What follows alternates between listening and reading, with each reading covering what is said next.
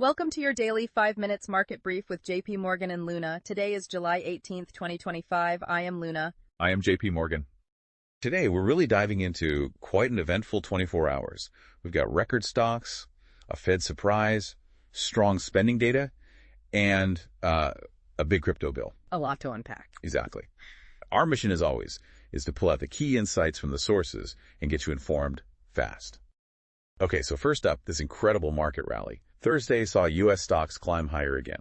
That's right. The S&P 500 and the Nasdaq Composite both closed at record highs, up about 0.5% and 0.75%, respectively. It seemed pretty broad-based. Financials led, I saw. They did, but tech shares were also, buoyant. And even consumer names like PepsiCo had a huge jump, over 7% on good forecasts. So the overall feeling was quite positive. Yeah, really positive sentiment. It signals the economic backdrop is, well, still seen as pretty solid. And amidst all that, Bitcoin also pushed higher, breaking $120,000.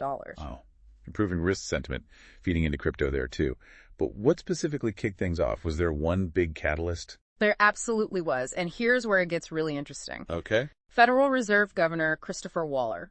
He gave a speech, surprisingly dovish, titled, "The Case for Cutting Now." Cutting now? That sounds pretty direct. Extremely direct. He openly called for the Fed to cut interest rates by 0.25% at the upcoming meeting. That's just 2 weeks away. Okay, wow. So dovish meaning leaning towards lower rates, trying to stimulate things a bit. Yeah. That's a bit of a curveball from a Fed governor, isn't it? It definitely is. And it immediately shifted market thinking.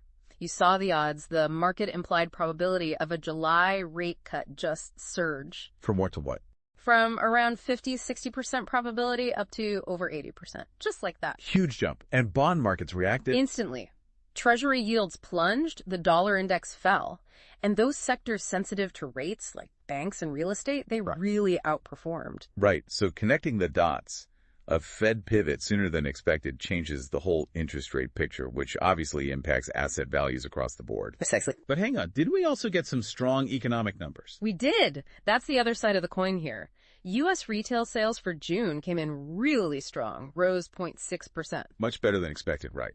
And reversing that drop in May. Exactly. Plus, weekly jobless claims fell unexpectedly, hit a 3-month low. So wait, strong consumer spending, fewer people claiming unemployment. How does that square with a Fed governor calling for imminent rate cuts? Seems like mixed signals. Well, that's the puzzle the market was digesting. It certainly suggests consumer spending is incredibly resilient, which pushes back against recession fears. Good news on that front, then. Definitely. Now, initially, you might think that strong data weakens the case for rate cuts, but the market seemed to land on a kind of Goldilocks interpretation. The not too hot, not too cold scenario. Exactly. Strong enough growth to be good, but maybe not so strong as to reignite inflation fears, especially with Waller now openly advocating for a cut. It balanced out. Okay. These Goldilocks moments can be tricky to maintain, though. They certainly can. Definitely something to watch. Okay, shifting gears a bit. Away from the Fed and the economy, there was big news on the crypto regulation front, too. Yes, indeed. The U.S. House passed the Genius Act, overwhelmingly, too. A landmark bill establishing the first federal rules for stablecoins, right? Passed with strong bipartisan support. That's right, 308 to 122. This is really the first major piece of U.S. crypto legislation. It brings much-needed clarity to that huge stablecoin market, over $150 billion. And what does it actually do? Key thing is it mandates 100% liquid reserves. So issuers have to back every stablecoin one-to-one with safe assets like cash or short-term government debt. Makes sense. And who can issue them? Regulated entities, including banks. This is seen as a watershed moment for digital assets. Boosted crypto prices, I imagine. It certainly helped. It signals policymakers are getting more comfortable with crypto innovation, provided there are strong safeguards. And it might even bring new competition to traditional banking. Fascinating. So, okay, we've covered a lot. Strong data, a dovish Fed surprise, this big crypto bill. Looking ahead, what should you be keeping an eye on? Well, the immediate question is, does the rest of the Fed follow Governor Waller's lead? That policy uncertainty is a key near-term risk. Will the cautious majority win out, or will they actually cut in July? Right.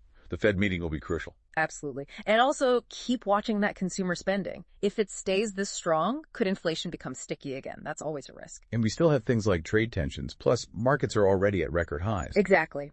High valuations mean markets might be priced for perfection, leaving little room for disappointment. So it sounds like while the outlook seems pretty favorable right now, vigilance is key. Keep a close eye on Fed talk, economic data, and how this new stablecoin law actually gets implemented.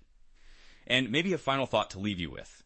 Beyond just the crypto space itself, what unexpected ripple effects might this Genius Act have on traditional banking and payment systems in the coming months? Something to mull over until our next deep dive. Enjoy the brief? Please like and subscribe. From equities and bonds to global risk sentiment, we deliver day's key market moves, macro trends, and institutional flows in just 5 minutes. Live stream coming soon. Stay tuned.